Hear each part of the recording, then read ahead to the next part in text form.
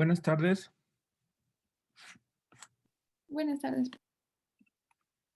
¿Qué tal? ¿Cómo van?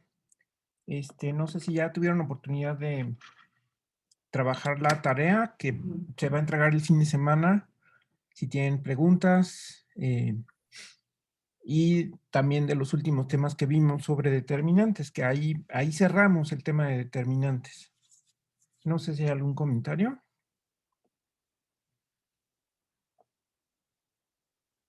No, por el momento no. Ok, ya saben que estoy abierto, ¿eh? El correo está abierto y bueno, sí espero que trabajen estas tareas un poco más que las otras. Yo siento que en general les faltó un poco de trabajo y que salgan mejor en el segundo examen. Recuerden que ese es el método de trabajo, tratar de hacer todos los ejercicios, aunque entreguen 3 o los que entreguen, para que yo los revise. De todas maneras, estar seguros de que sus ejercicios están resueltos. Algunos ejercicios, de hecho, son cosas que ya vimos en clase, es decir, más bien sirve para estudiar, ¿no? Si ustedes lo escriben sin ver los apuntes o sin ver las clases, sino lo escriben por ustedes mismos y luego ya comparan si es cierto que lo escribieron bien, pues ya con eso van estudiando, ¿no? Entonces, algunos ejercicios pues ya los resolvimos, de hecho, en clase. Nada más se trata que los tomen en cuenta para estudiar. Bueno, entonces, miren, nada más para repasar lo último que vimos. Recuerden ustedes que vimos las propiedades consabidas de los determinantes, partiendo del teorema muy famoso de que el determinante de un producto es el producto de los determinantes. Después pasamos por como corolario, la proposición que describe el determinante de una matriz inversa en caso de que exista, como el recíproco del determinante de la matriz original, y el determinante de una transpuesta que coincide con el determinante de la matriz original. Todos esos son resultados, digamos, conocidos o que se utilizan, incluso que se van a utilizar en los temas subsecuentes, pero la diferencia es que pues ahora vimos de dónde salen, cuál es la demostración, cuál es la secuencia de hechos. Este resultado que dice que cuando ustedes hacen la expansión de Laplace, que así se llama esta suma en la que se describe un determinante en términos de los determinantes menores, eligiendo una columna, entonces el resultado dice que no importa qué columna elijan, y también pueden elegir un renglón y sobre ese renglón trabajar, y no importa, de todas maneras llegan al mismo resultado. Eso es consecuencia más bien de la unicidad. Y finalmente llegamos a la definición de matriz adjunta, como la transpuesta de la matriz de cofactores.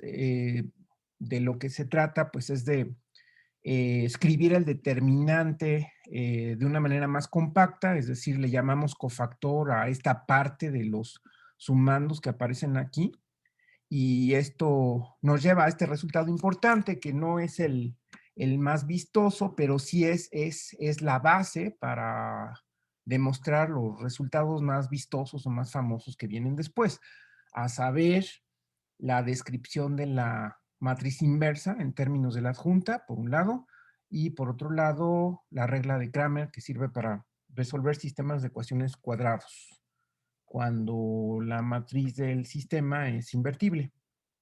¿Ok? Entonces, este es el resultado importante.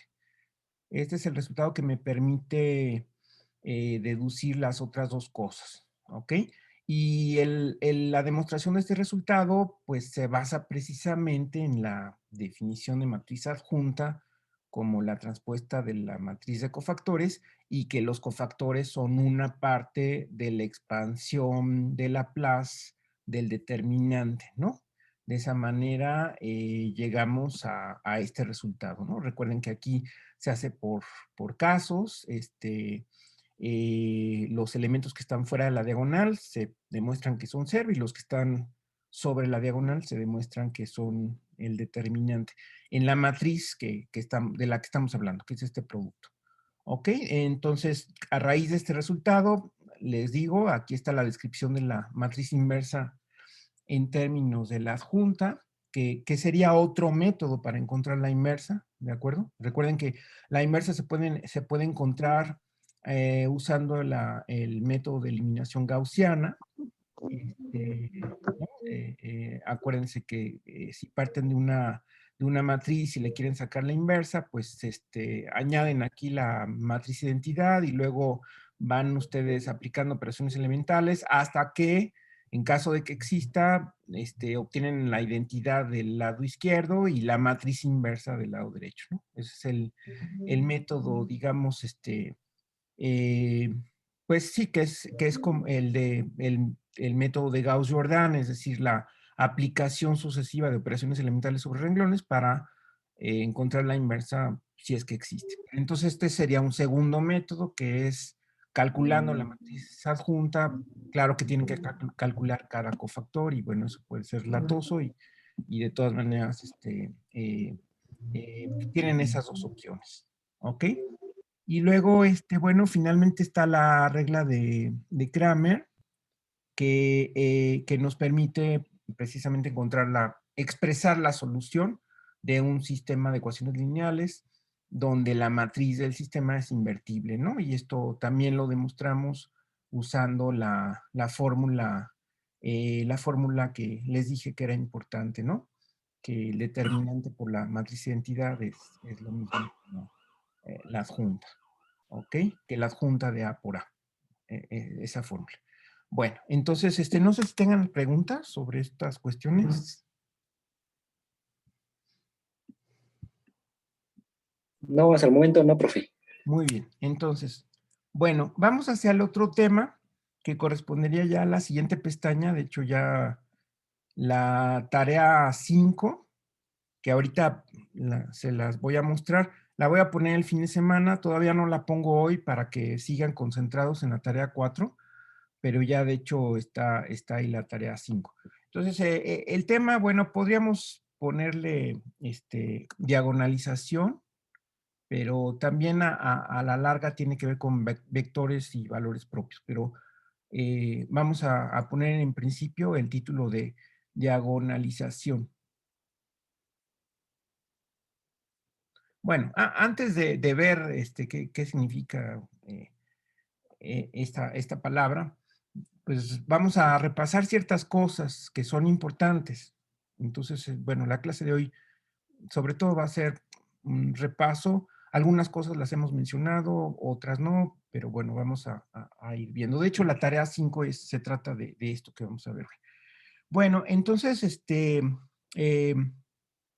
lo primero que les pediría es recordar esta, esta cuestión de esta correspondencia biunívoca que era una pregunta del examen, de hecho, ¿no? Es decir, como era dados,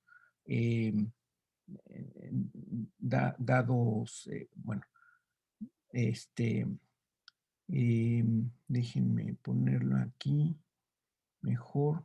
Bueno, directamente vamos a ponerlo así, ¿no? Existe una correspondencia biunívoca.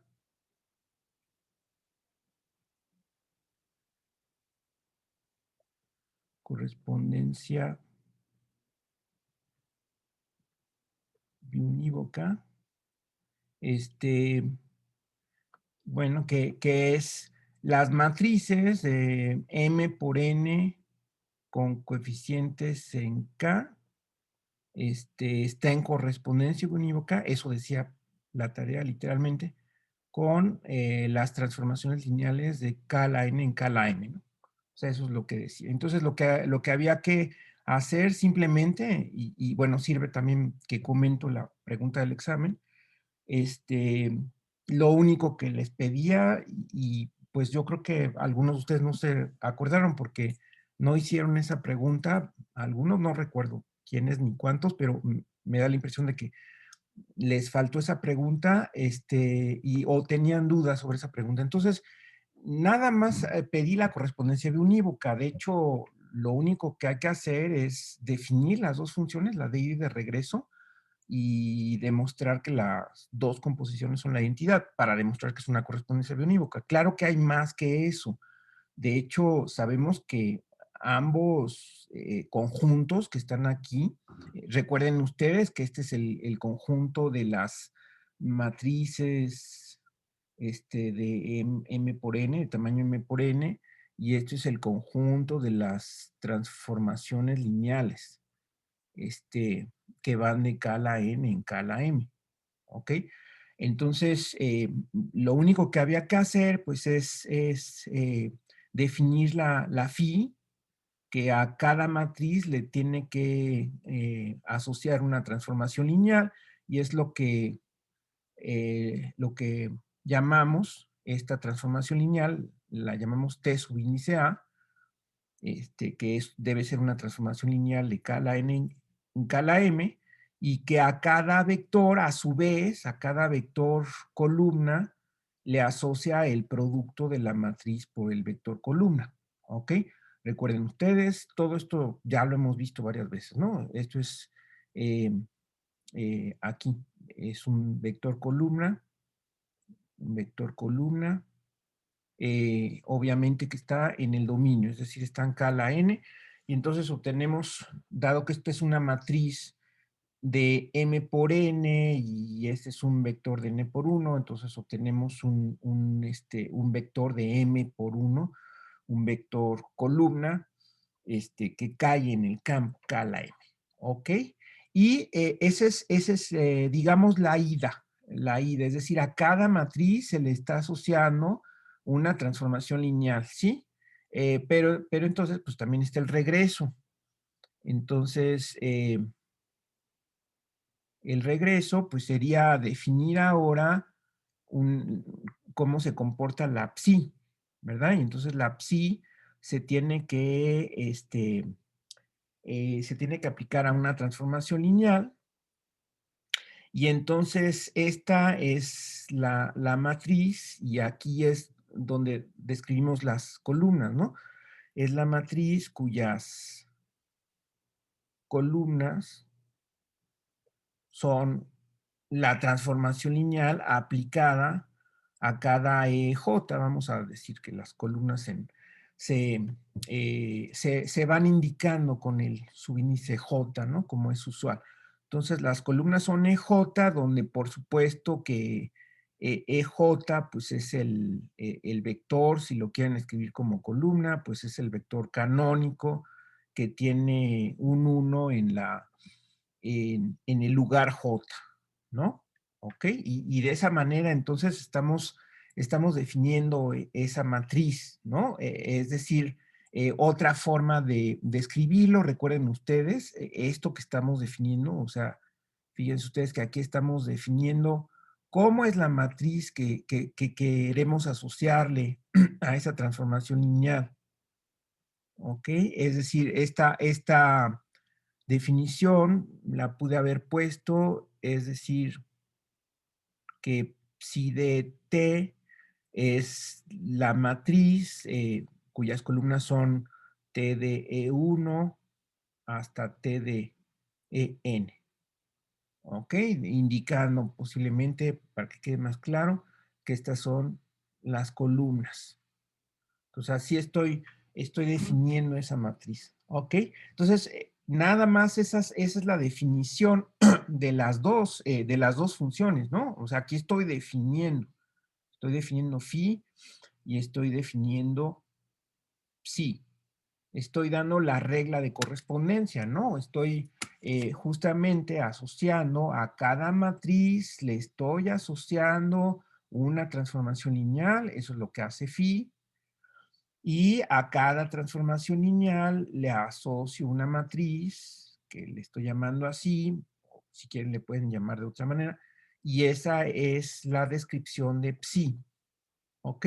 Y entonces, ya no hago los detalles, pero lo que debieron de haber hecho es demostrar eh, que para cualquier matriz, para toda A en el mundo de las matrices, este, se tiene que, si ustedes aplican phi y luego le aplican psi, eso me da la misma matriz, y para toda transformación lineal para toda transformación lineal T que vaya de K a la N en K a la M, entonces cuando le aplican psi a esa transformación lineal, les da una matriz, y luego le aplican phi a esta matriz, eso les da la misma transformación lineal.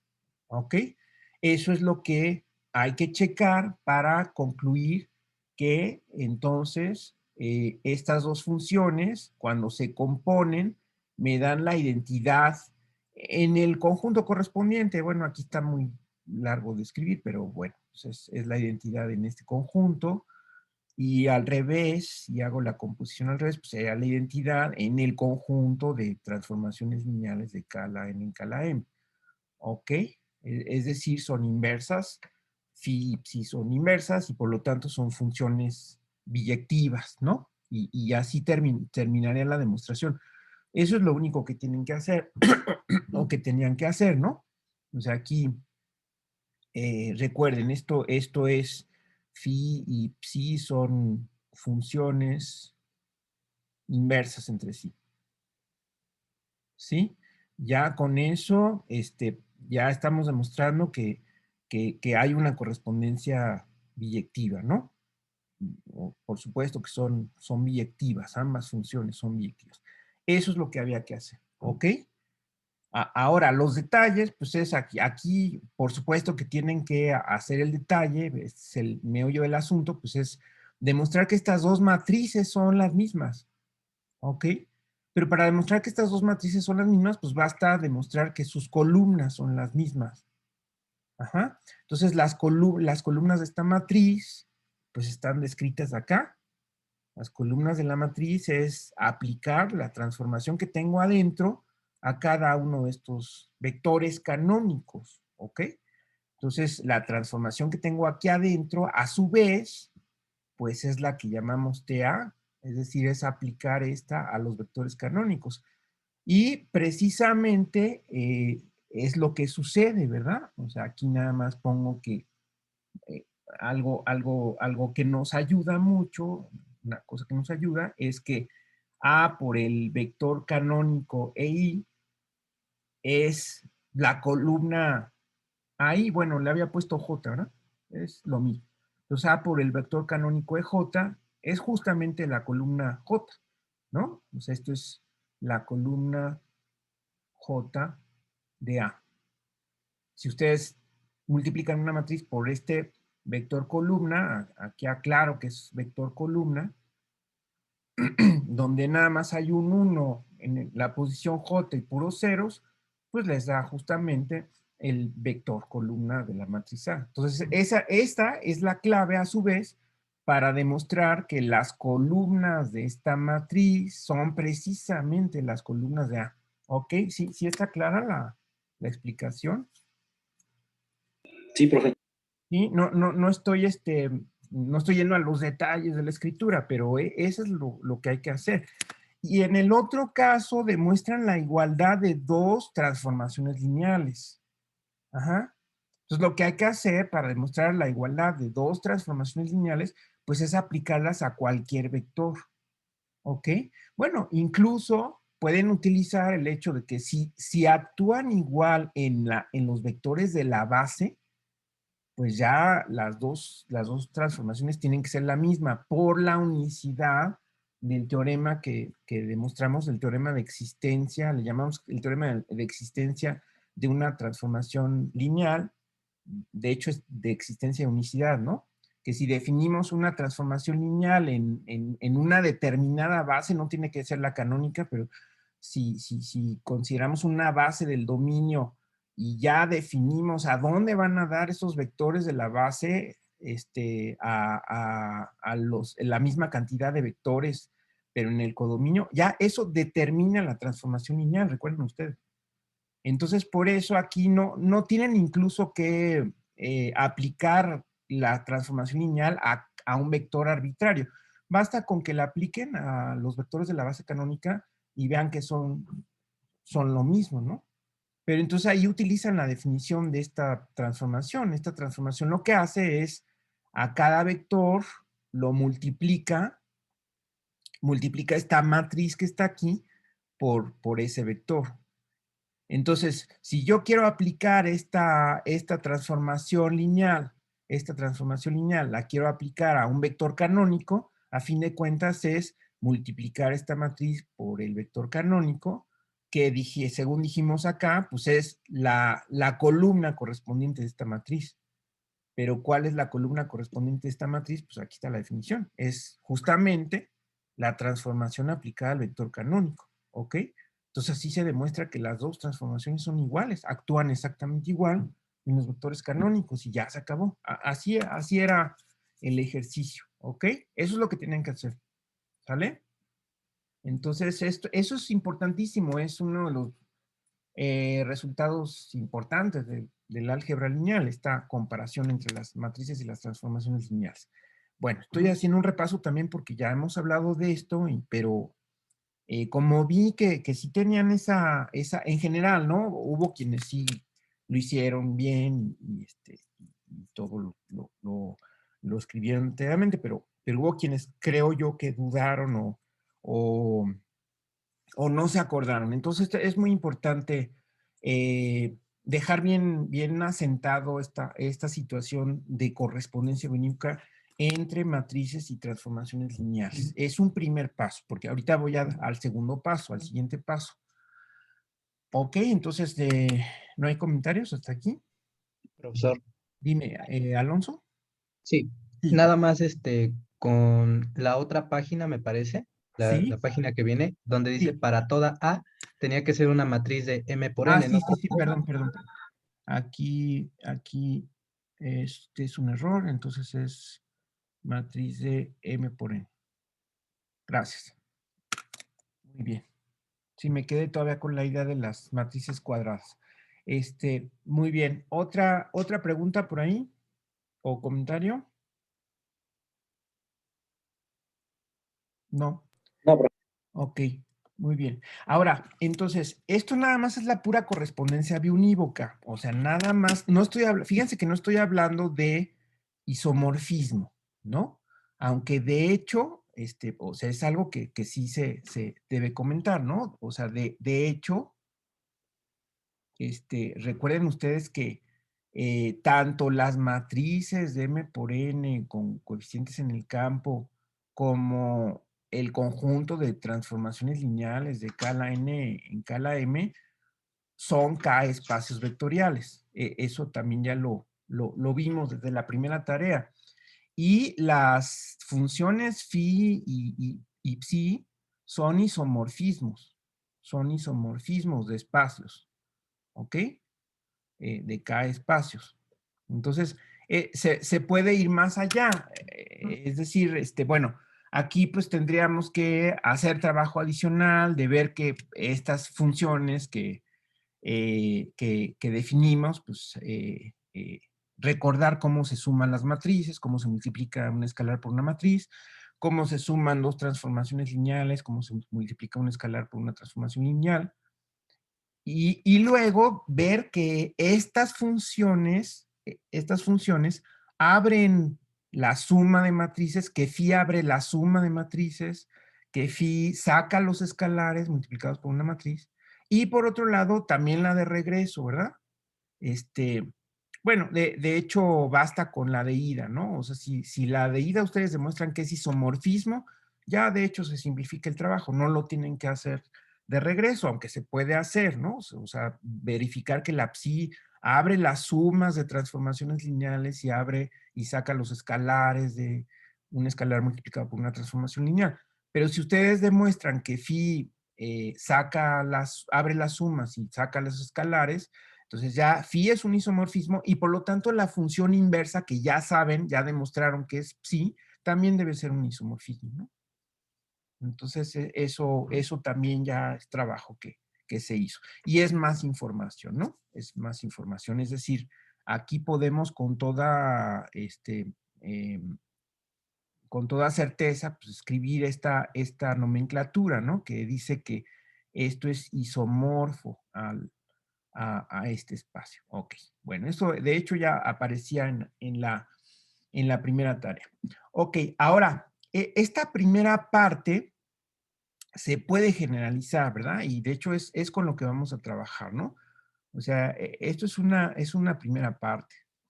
Pero luego, en una segunda parte, podemos extender eso a una correspondencia biunívoca en principio entre matrices y transformaciones lineales entre dos espacios vectoriales, cualesquiera. Nada más que allá hay que pagar un precio, que es fijar bases, porque aquí fíjense cómo la misma idea se puede llevar a esta segunda situación, donde puedo definir una función de ida y una función de regreso, que les puedo seguir llamando phi y psi. De hecho, en la tarea creo que las denoté con mayúscula, phi y psi, esas son las letras griegas mayúsculas de las anteriores.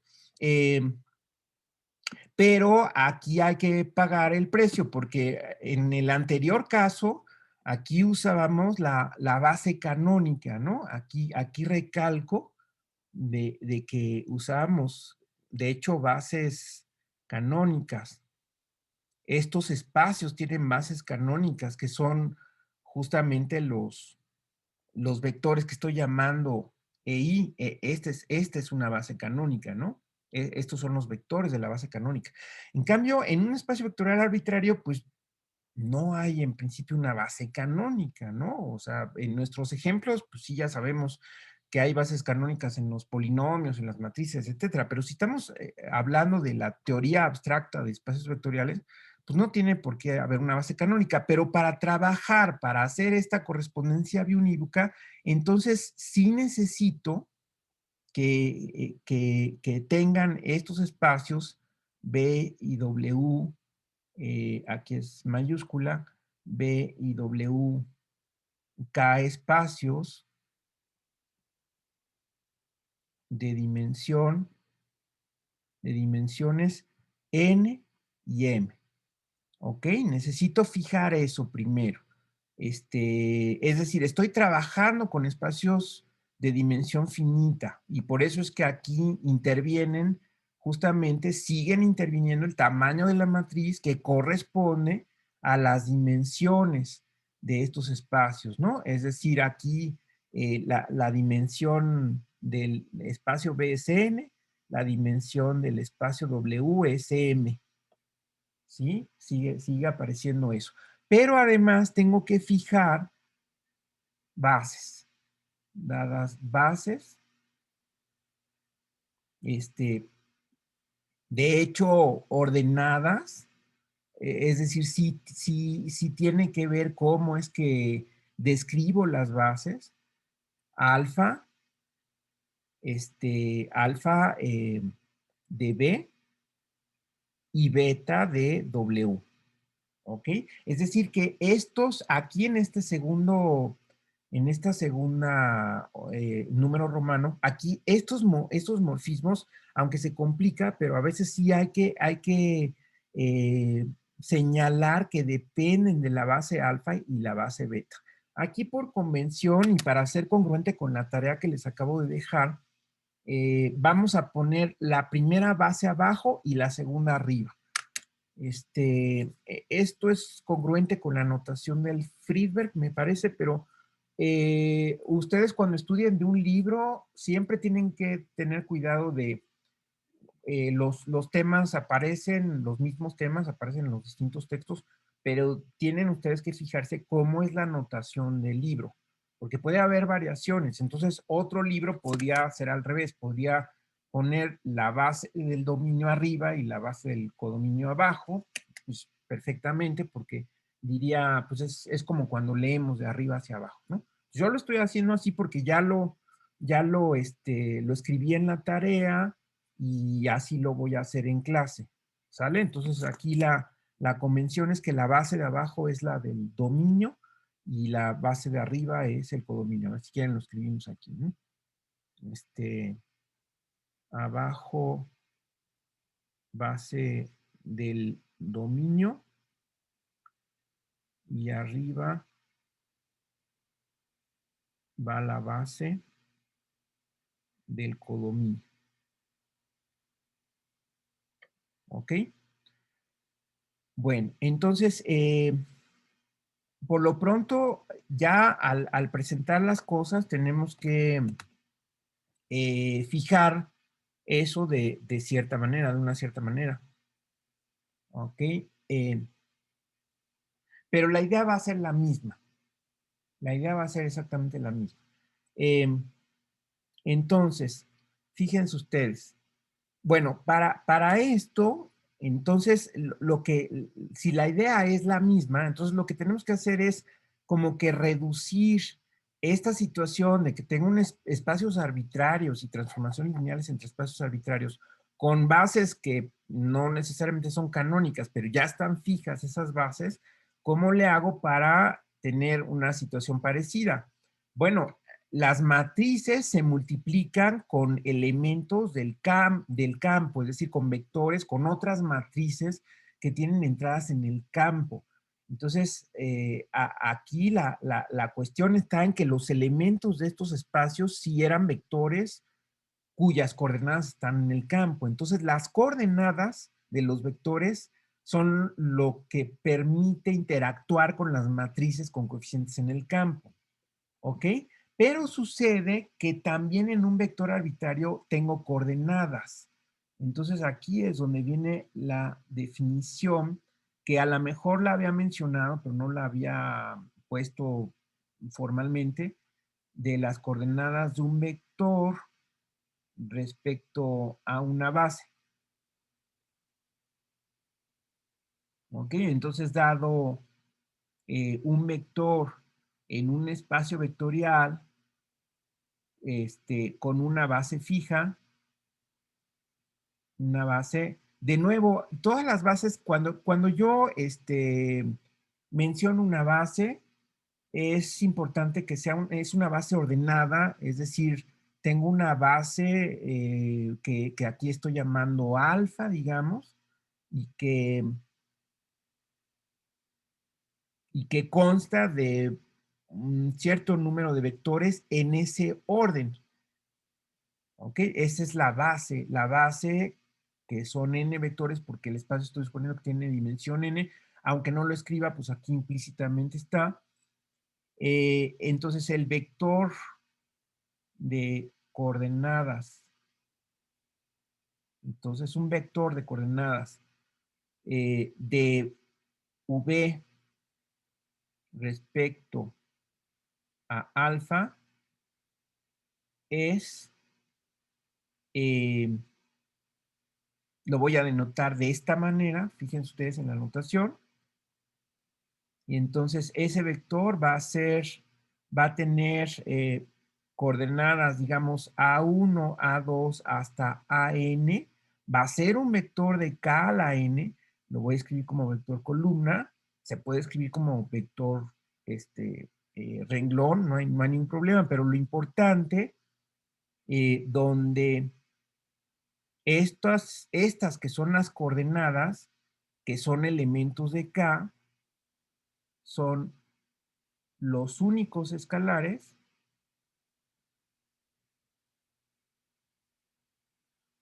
tales que el vector B se escribe como combinación lineal de los elementos de la base.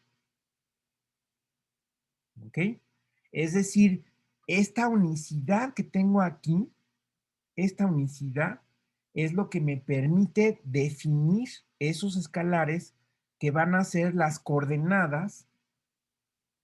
Cada uno de ellos son las coordenadas de este vector que está en un espacio vectorial arbitrario, pero que puedo hacer esa asociación entre vectores abstractos y vectores de coordenadas en el campo, porque esos escalares están determinados por la base que está fija y el vector que se escribe de manera única como combinación lineal, ¿no? Entonces aquí se está usando esta cuestión de que esta expresión es única.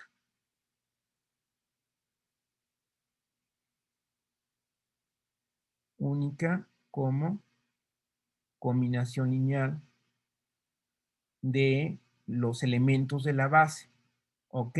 Entonces, fíjense cómo ahí es donde se ve que importa el orden, ¿no? Porque si yo hubiera escrito la base en otro orden, entonces estos escalares, a la hora de escribirlos como vector, me salen en otro orden, que sería otro vector distinto de K a la N.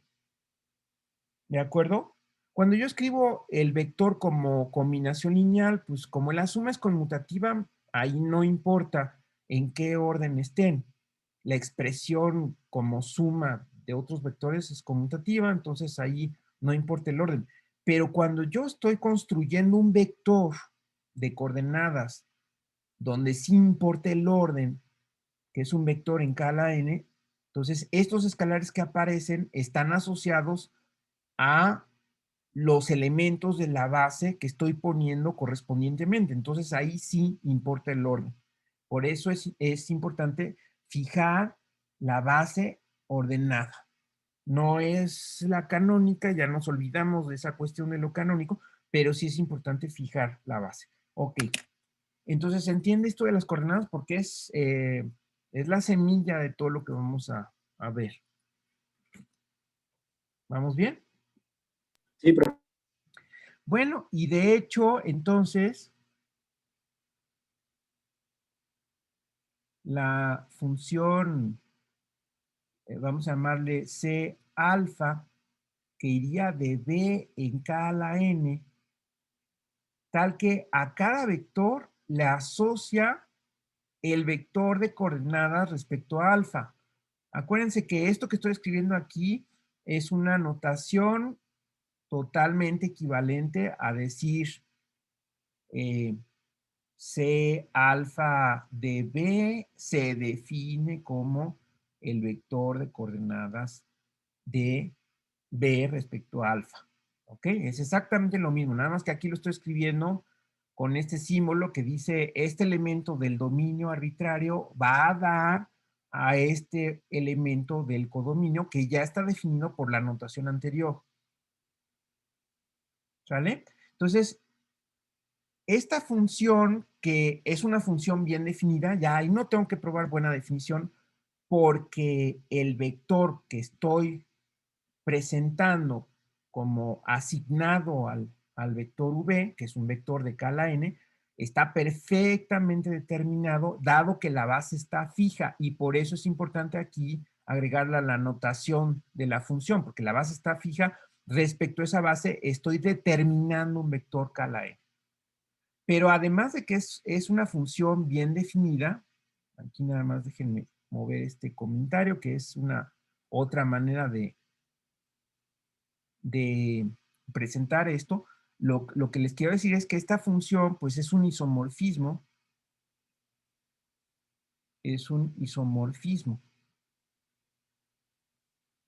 de, de K espacios. ¿Ok? Y de hecho, entonces eso demuestra que todo espacio vectorial de dimensión finita es isomorfo a K la n. Si n es la dimensión del espacio, entonces, entonces se da este isomorfismo, cosa que aparecía desde la primera tarea, ¿se acuerdan? Entonces aquí, si la dimensión de B es igual a n, entonces pasa esto.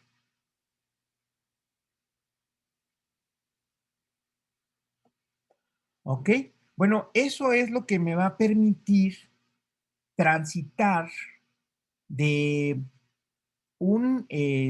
ahora si son dos espacios,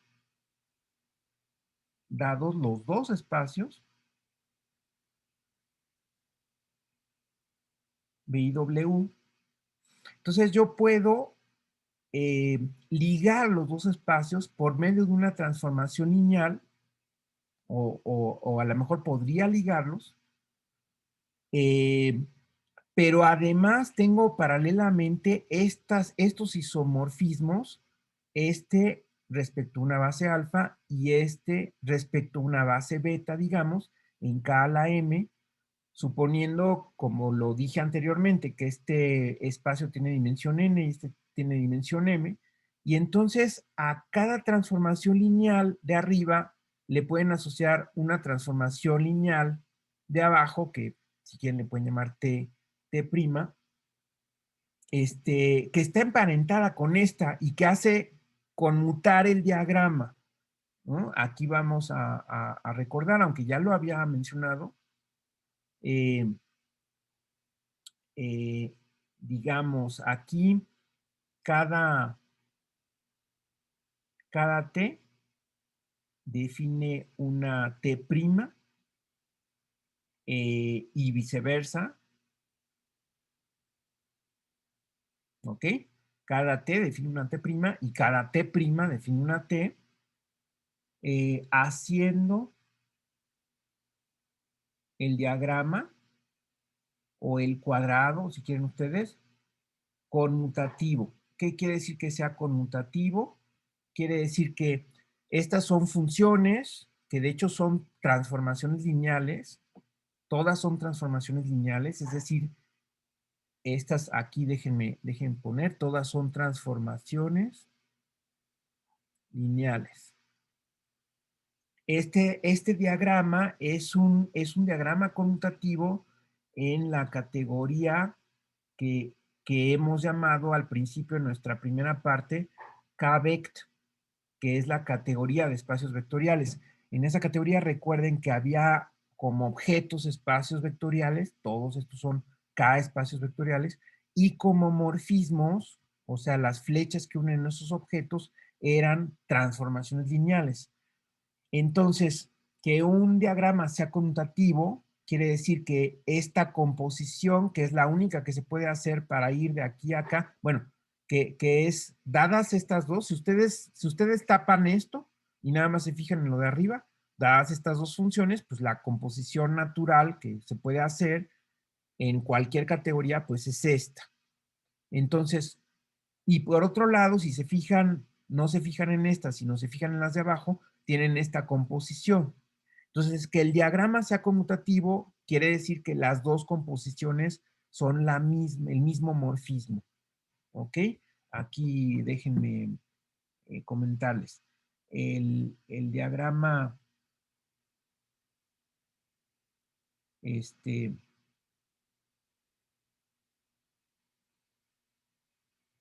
diagrama conmutativo significa que ambas composiciones son el mismo morfismo. Esto hablando en cualquier categoría, porque es un lenguaje categórico. Decir que el diagrama conmuta o decir que el cuadrado conmuta, es decir, que ambas composiciones posibles son el mismo morfismo. En este caso es la misma transformación lineal. ¿Ok? Este, eh, bueno, lo que pasa es que estos son isomorfismos. Esto que les estoy contando aquí, en realidad es muy sencillo por la razón de que estos son isomorfismos, lo cual quiere decir que tienen un inverso. Es decir, yo puedo esto considerarlo de ida tal como está o de regreso, ¿no? El hecho de que tiene un isomorfismo, de que es un isomorfismo, me dice que hay una transformación lineal de regreso que también es isomorfismo, ¿no? ¿Cuál sería la de regreso? Pues a cada vector, si quieren columna de n elementos del campo, les tengo que asociar un vector del espacio. ¿Qué vector del espacio les asociarían? Para ver qué es isomorfismo. Mientras le piensan, voy acá a compartir la tarea 5. Que eso sería una forma de demostrar, aquí les dejé de tarea, el primer ejercicio es justamente demostrar que esta función que le asigna a cada vector de V, le asigna su vector de coordenadas respecto a la base alfa, que es un isomorfismo. Entonces, una forma sería darla de regreso. y ver que la composición es la identidad, ¿no? O bien demostrar que, bueno, hay que demostrar que es una transformación lineal, ¿verdad? Eso sí hay que demostrarlo. O sea, que abre sumas y saca escalares, ¿verdad?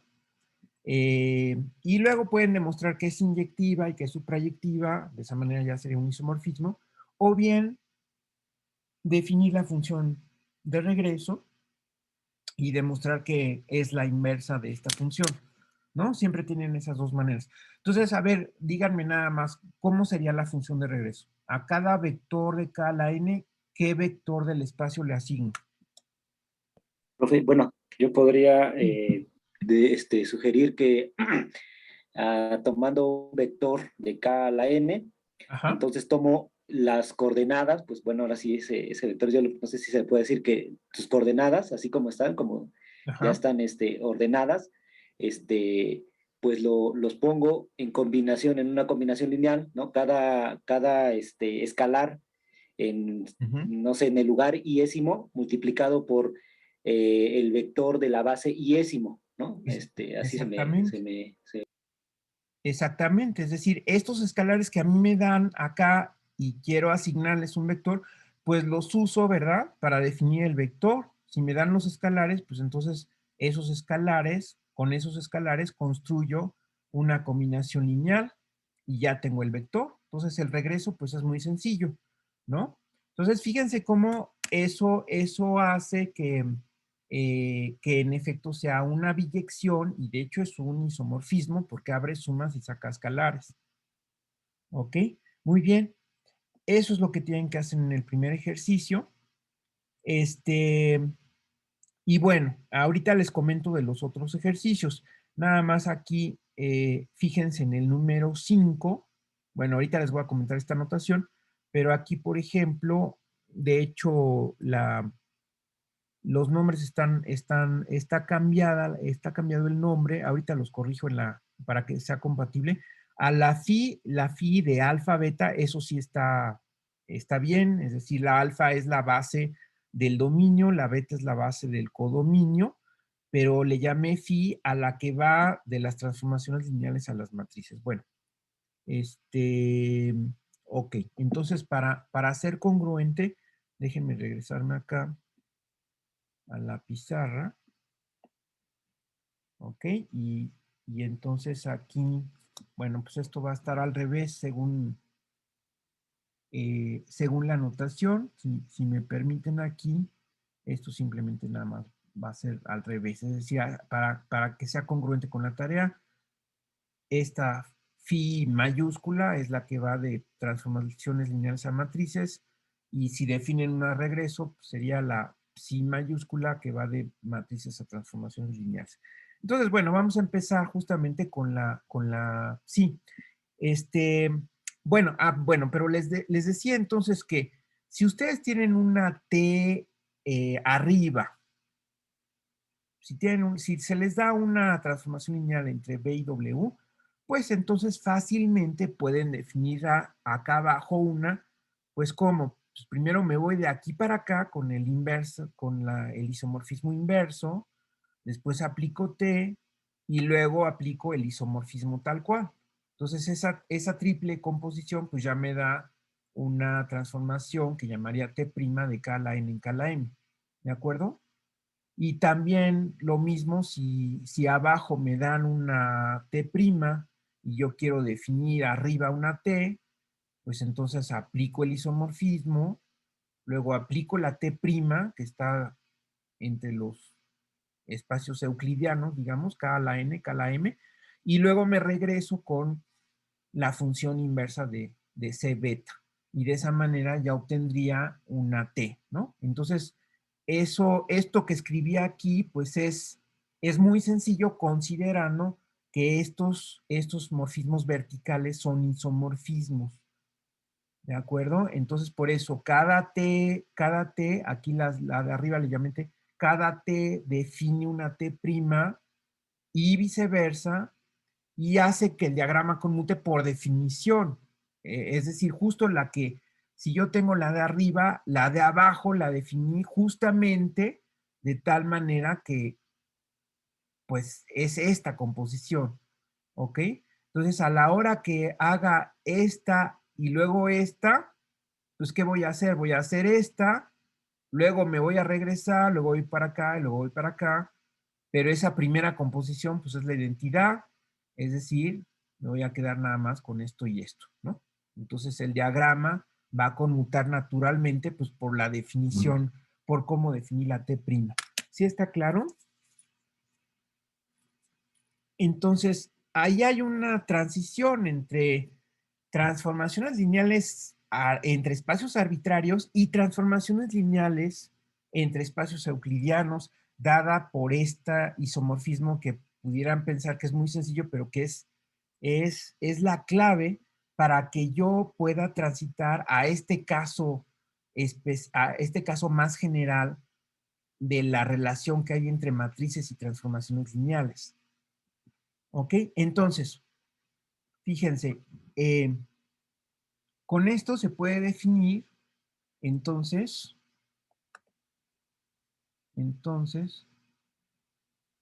podemos definir,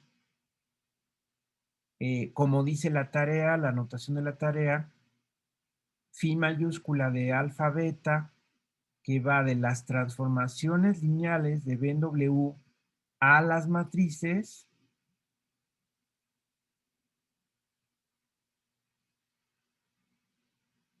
podemos definir diciendo si T es una transformación lineal,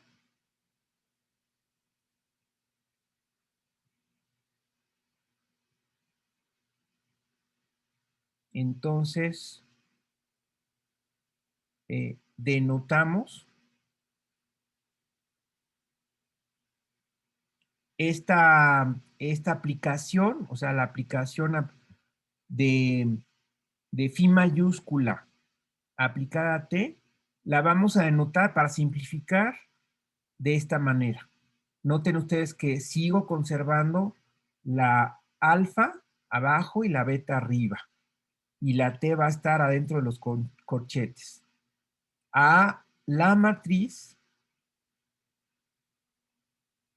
cuyas columnas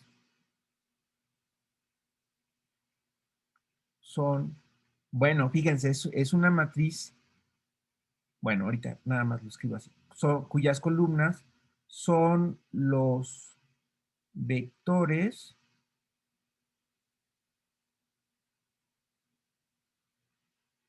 T de BI respecto a beta. ¿Ok? Es decir, estoy haciendo la misma idea que tenía antes. Aquí. Fíjense cómo, bueno, aquí las llamé al revés, ¿no? Pero la que a la función que le asociaba a cada transformación lineal una matriz, recuerdo cómo definía la matriz, a sus columnas eran aplicarte a los vectores de la base canónica. Y ya directamente me daba un vector de coordenadas en el campo. Bueno, aquí en el caso del número romano 2, lo que hago es,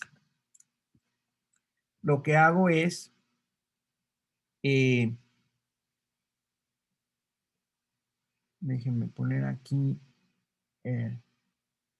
es decir,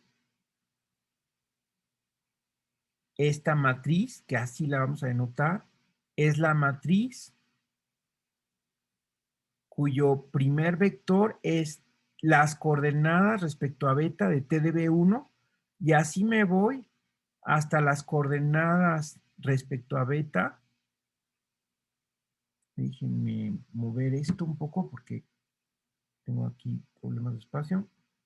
Entonces déjenme mover esto un poco para acá y redimensionarlo. ¿Ok? Para que se entienda. Entonces esto, así estoy construyendo nuevamente las columnas de la matriz que estoy asociándole a una transformación lineal.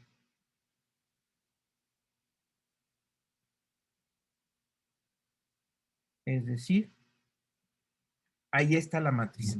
Así estoy describiendo la matriz. Esa matriz, en efecto, aquí, ojo, en efecto, la matriz que estoy denotando de esta manera, sí es una matriz de M por N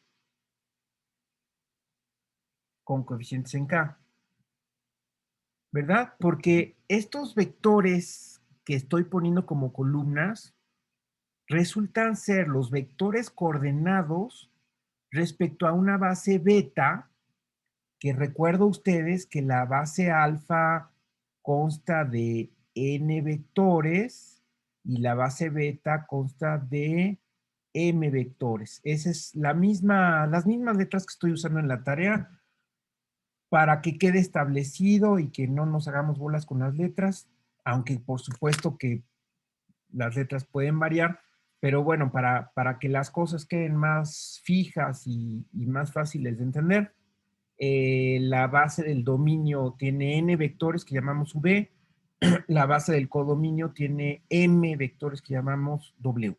Entonces, estos vectores que son los vectores de coordenadas respecto a beta van a constar de m coordenadas escalares verticales, ¿ok? Y son n de esos vectores. Entonces, en efecto, esta matriz es de m por n y tiene coordenadas, tiene entradas en el campo. ¿Sí lo ven? Sí, profe. Y es exactamente la misma idea que tenía antes, nada más que hago el paso, de hecho, estoy haciendo este paso. Si lo quieren ver, de esta forma, si quieren hacer uso de este diagrama, lo que estamos haciendo es, me dan una transformación lineal, considero la transformación asociada, es decir, lo que les platiqué que sería esta, y luego construyo la matriz con esa transformación. Es exactamente lo que estoy haciendo acá. ¿De acuerdo? Nada más que aquí, pues, ya directamente decimos cómo son las columnas, pero en realidad, si ustedes lo desglosan, es construir la matriz asociada a esta transformación lineal, que sería la composición de estas tres cosas. Así es como estoy construyendo esta matriz. ¿Ok? Entonces, esta matriz que estamos denotando de esta manera, la matriz, esta matriz se llama la matriz correspondiente. Bueno, aquí estoy redundando, pero nada más, entonces lo voy a poner así. Esta se llama la matriz asociada o la matriz correspondiente, porque de hecho sí hay una correspondencia, o asociada a la transformación lineal T respecto a las bases. Acuérdense que aunque no lo escriba, son bases ordenadas, alfa y beta. Y acuérdense que las bases son respectivamente del dominio y del codominio de la transformación lineal. ¿Ok? Entonces, creo que no, digo, aunque es más largo, es más elaborado que el caso anterior, pero de todas maneras es como la misma idea y como tienen que caer en una matriz, pues como que nada más hay una forma de hacerlo, aunque es más largo, porque tienen que construir las columnas. Para construir las columnas necesitan un vector de escalares en el campo y es donde utilizan el vector de coordenadas. Fíjense en la notación, ¿no? O sea, si es la notación correcta. No sé si está muy pequeño esto, muy apretado, o si se entiende bien. Aquí es aplicar T al último y luego considerar el vector de coordenadas respecto a beta. Tiene que ser respecto a beta porque aquí obtengo un vector de W. Cuando yo aplico T, acuérdense que aquí la T va de B a W. Entonces, cuando yo aplico T a un vector, ya estoy en W. Entonces, por lo tanto, tiene sentido considerar el vector de coordenadas respecto a beta, ¿verdad? O sea, todo tiene que ser compatible y por eso es conveniente asociar las letras, ¿no? O sea, las letras del dominio son n, la dimensión, alfa, la base, v son los vectores de la base, etcétera, ¿no? Pero por supuesto que en algún texto, cuando ustedes lean un texto, pues tienen que estar atentos a cuáles son las letras que se usan y cómo se usan. Ok, a ver si hasta allá hay alguna pregunta.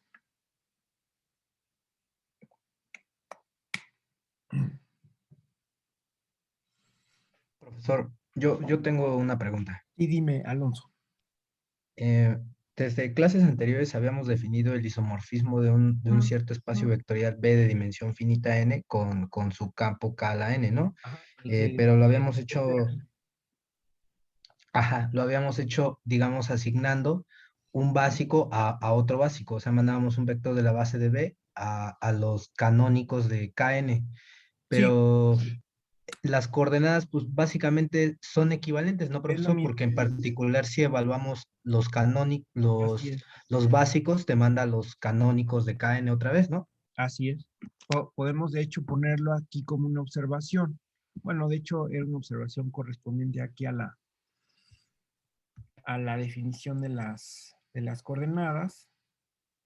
Ok, aquí podemos poner, ojo, eh, el vector de coordenadas de cada vector de la base es precisamente el vector canónico de K a la n.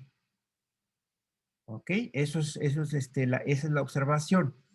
Porque si ustedes quieren escribir cualquiera de estos vectores como combinación lineal de ellos mismos, pues ¿qué harían? Pues pondrían nada más un 1 donde está ese vector y ceros en los demás. Es decir, le saldría este vector. ¿Ok? Entonces sí, eso es importante. Eso es una observación. Muy bien. ¿Otro comentario?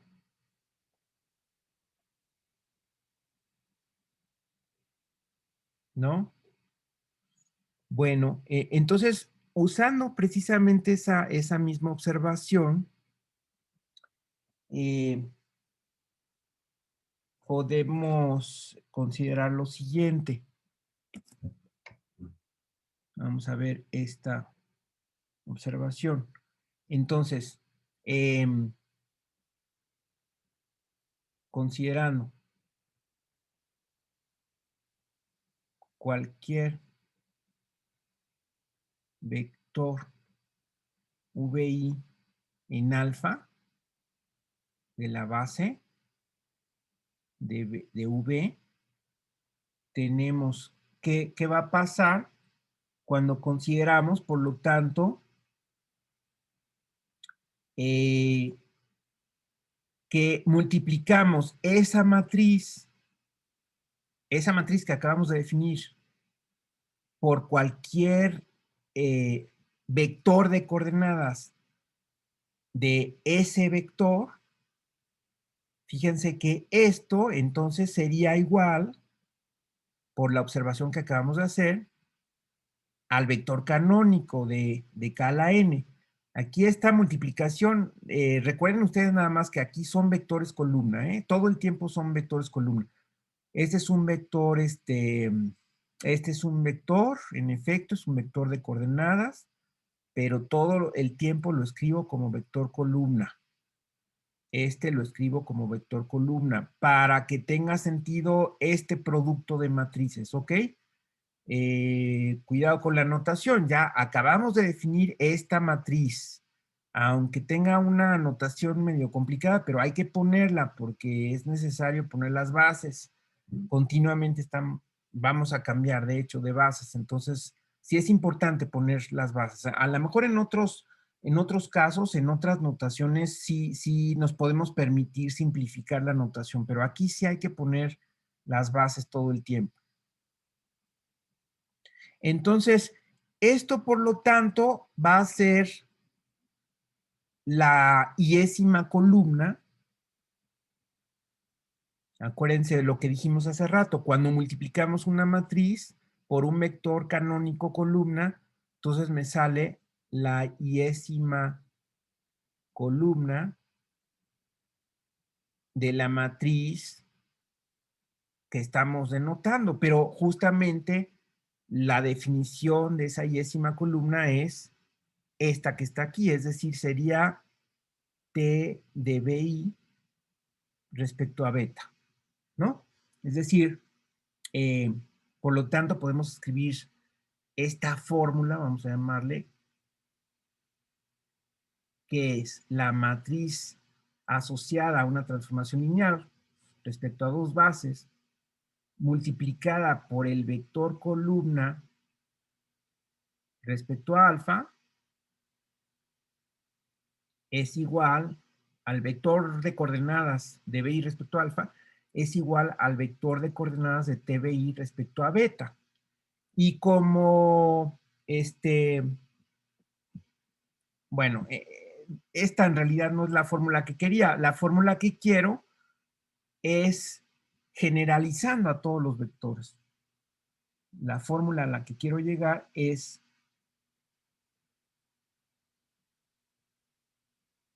por lo tanto, para cualquier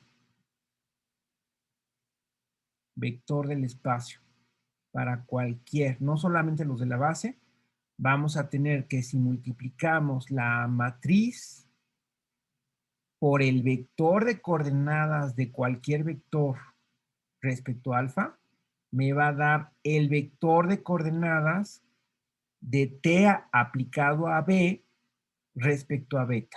Esa es la fórmula a la que quiero llegar a partir de esta. ¿Y cómo llego a partir de esta? Pues porque cualquier vector, o sea, la justificación ya de tarea la llenan, pero pues simplemente cualquier vector se pone como una combinación lineal de los elementos de la base de manera única. De hecho, ahí están las coordenadas. Y entonces, pues ya nada más sustituyen esta suma aquí y usan que en efecto esta función es una transformación lineal. Entonces, esta función que a cada vector le calcula su vector de coordenadas, abre sumas y saca escalares. ¿Ok? Entonces, esta va a abrir sumas y a sacar escalares y les va a dar el producto de varios vectores aquí. Entonces, esa suma y esos escalares pueden salir hasta afuera y entonces ya luego pueden usar esta información. Esta información es parcial. Esta es la misma fórmula, pero para los vectores básicos, los vectores de la base alfa. Pero si vale para los vectores básicos, entonces llego ahora sí a esta fórmula que va a ser muy importante.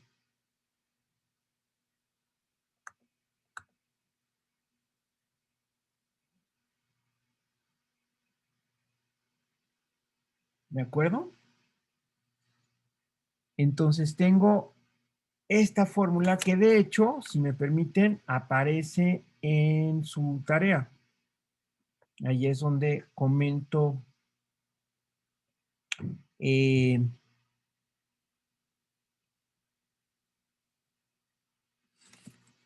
la fórmula, aquí la pongo de esta manera. ¿Ok?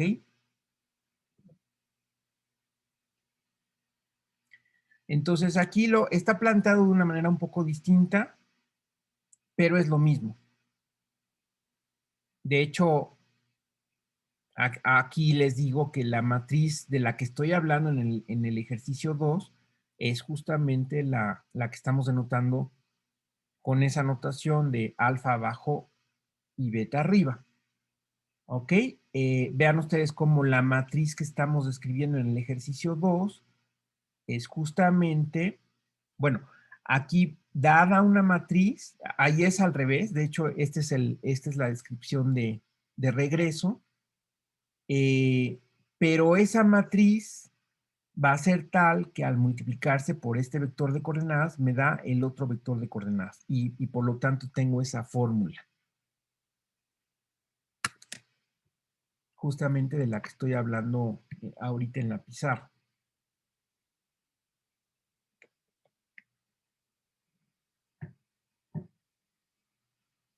Ok, entonces eso es de ida y de regreso. Déjenme regresar y ya nada más decirles, y con eso terminar, que entonces, a ver, ¿qué hicimos aquí? Entonces, bueno, esta fórmula la tengo como una propiedad que tiene, esto es una propiedad de la matriz asociada a la transformación lineal respecto a estas bases. Tiene esa propiedad, ¿no? Que la demostración, pues aquí la esbocé, pero ustedes la pueden llenar los detalles. Aquí el chiste es primero demostrar la fórmula para los vectores de la base y después usar que todo lo que está interviniendo aquí es lineal, es decir, abre sumas y saca escalares.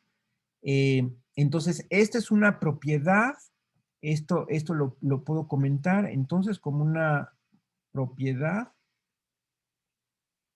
de la matriz asociada a T respecto a las bases alfa y beta. ¿Ok? Pero esta fórmula me puede servir para definir el regreso. Entonces, podemos definir la que denoté como psi mayúscula, que va de alfa a beta, que ahora le asociaría a cada matriz de M por N, con coeficientes en K, le asociaría una transformación lineal de B en W, es decir, al revés. Ahora, supongan ustedes que tengo una A matriz de M por N con coeficientes en K, se define esta transformación que, bueno, aquí no hay una notación especial, pero vamos simplemente a llamarle T, que va de B en W, tal que precisamente cumple esta fórmula, ¿no? Es decir, tal que se cumple la fórmula. Es decir, bueno, si quieren al revés, es decir, las coordenadas, ¿cómo defino T de V? Tal que, a ver si quieren aquí, agrego nada más al principio, agrego tal que para cada vector se cumple la fórmula, es decir, las coordenadas lo estoy definiendo, si quieren ustedes, indirectamente. Es decir, es el vector de W cuyas coordenadas, que son únicas, y por eso es que puedo referirme de esa manera al vector. T de V va a ser el vector cuyas coordenadas sean el resultado de multiplicar la matriz A por las coordenadas del vector respecto a alfa. De esa manera estoy dando una definición que está perfectamente determinada, es decir, está bien definida la transformación. De hecho, como comentaba Alonso hace rato, se puede definir simplemente diciendo a dónde van a dar los vectores de la base canónica, ¿no? Es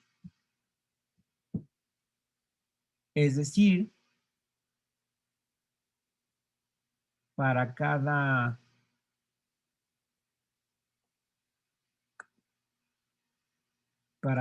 vector BI de la base canónica, variando la I desde 1 hasta N, T de BI es tal que al considerar su vector de coordenadas, pues va a ser, aquí me quedaría las coordenadas del vector BI respecto a la misma base, es decir, el vector canónico EI, y entonces multiplicar la matriz por ese vector es la columna de A. Esta es la iésima columna de A. ¿De acuerdo? Entonces, estoy diciendo cómo actúa esa transformación lineal para cada vector de la base canónica. Y entonces, por la determinación que tengo de la transformación lineal, por haber dicho a dónde van a dar los vectores de la base, perdón, dije base canónica, es la base alfa. Por la determinación que tengo, una vez que ya digo a dónde van a dar los vectores de la base, pues ya tengo determinada la transformación lineal. Y la descripción de los vectores de la base es un poco indirecta, pero tiene que ser así, es la transformación manda a cada vector de la base alfa en un vector cuyas coordenadas respecto a la base beta resulta ser la iésima columna de A. ¿De acuerdo?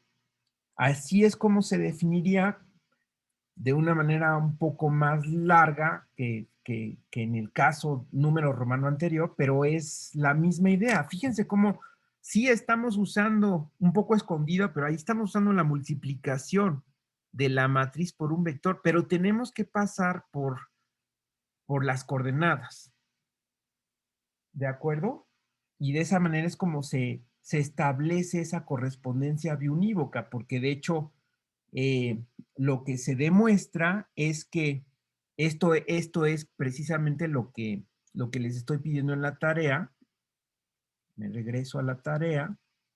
Entonces, aquí en la tarea empecé de hecho con esta segunda función que acabo de describirles, porque digo en el ejercicio 2, bueno, una vez hablado de las coordenadas de un vector y demostrar que es un isomorfismo de espacios vectoriales, entonces dada una matriz, defino la transformación lineal.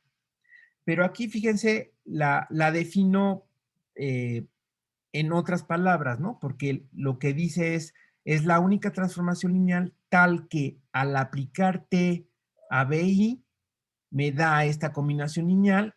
Esto es lo mismo a decir que las coordenadas de ese vector son precisamente la iésima columna de la matriz A. Fíjense ustedes cómo los escalares que estoy poniendo aquí son los de la iésima columna de la matriz A. ¿Se fijan?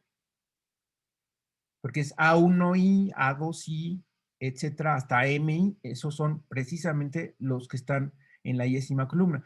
Entonces, lo que escribí antes de que el vector TBI, el vector de coordenadas respecto eh, a la base beta, fíjense como si es la base beta la que está ahí, ¿no? Es W1 hasta WM. El vector de coordenadas respecto a la base beta debe ser la iésima columna de la matriz A. ¿Ok? Es lo mismo que estoy diciendo aquí en el ejercicio 2, pero en otras palabras. ¿Sale? Ahí nada más les pido describir TDV y es justamente desglosar, ¿no? ¿Qué pasa si yo tengo la base alfa? Ahora quiero describir en general qué pasa con TDV. Y bueno, en pocas palabras, a lo que deben llegar, pues es a esta fórmula, que es la que ya hablamos. Entonces, el ejercicio 3 lo que dice es que una vez que desglosan qué es cosa es TDV, van a llegar a que se cumple esta fórmula. Es decir, para cualquier vector del espacio, no nada más para los vectores de la base canónica, va a suceder esto. ¿Sí? Entonces, esta es una forma de definir a T. Dada A, se define T, y eso es lo que dice el ejercicio 4. Vean ustedes, la condición anterior, es decir, esta fórmula, determina unívocamente a T dada la matriz A. Entonces, si yo tengo la matriz A, puedo definir T de esta fórmula, por medio de esta fórmula, porque es unívoca la definición. Sí estarán de acuerdo, ¿no? Es unívoca, es la única transformación lineal que cumple esa propiedad, no hay otra, ¿sí? Y al revés, dada cualquiera, dada cualquiera, determina la condición anterior, determina T. Pero luego dice, y dada cualquier T, también determina A, que fue lo que hicimos en la clase al principio.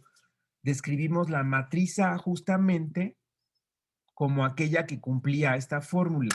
Es decir, esta fórmula es como la bisagra para hacer corresponder a las transformaciones como a las transformaciones lineales con las matrices. Por eso es que recalco esa fórmula. Y luego dice, esto justifica la notación.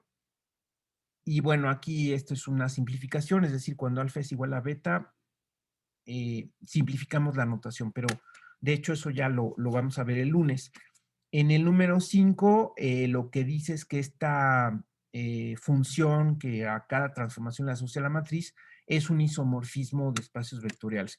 Aquí creo que, no sé si esta numeración es correcta, pero creo que no, entonces probablemente la cambie, porque ahorita estoy viendo que a lo mejor no es el ejercicio exactamente el 1.16, pero sí es uno que había aparecido en la tarea 1. No sé si es el 16, a lo mejor es incorrecto. Ok, entonces hasta ahí vamos. Y ahí lo vamos a dejar. No sé si de la pizarra que tengo aquí, nada más para ligarlo con la tarea.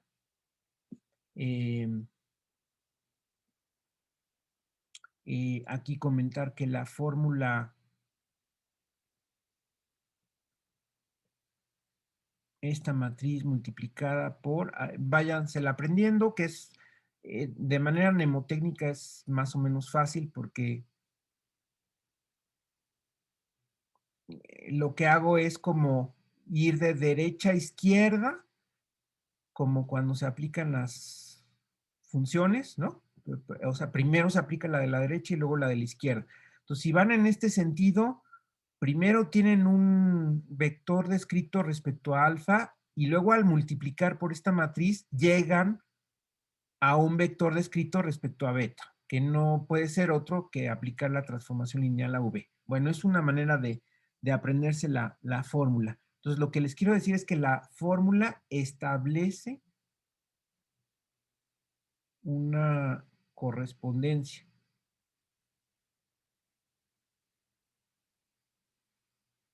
Bueno, una correspondencia biunívoca. O sea, es unívoca de ida y unívoca de regreso, por eso es biunívoca entre T y A, ¿no? Bueno, entonces, bueno, y A igual a